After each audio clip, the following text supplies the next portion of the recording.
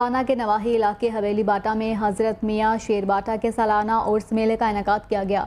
मेला देखने के लिए अहले इलाका की कसीर तादाद उमड़ आई। मेले में लोग रवायती खानों से भी लुत्फानंदोज हो रहे हैं। उर्स के हवाले से मजीद हमें अपडेट करेंगे नासिर अली।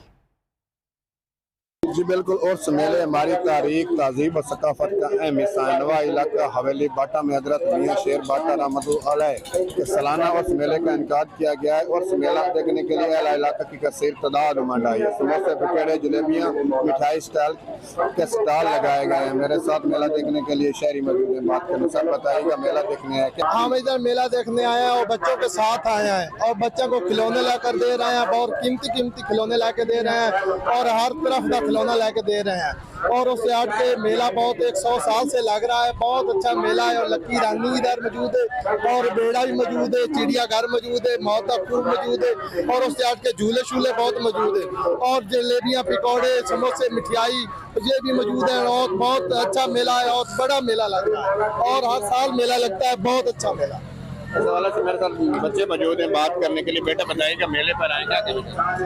हम यहाँ पर कियानी मौत का खूब और ये चिड़ियाघर बहुत इंजॉय करें। समोसा, पकौड़ा इसी तरह बहुत अच्छी चीज़ है।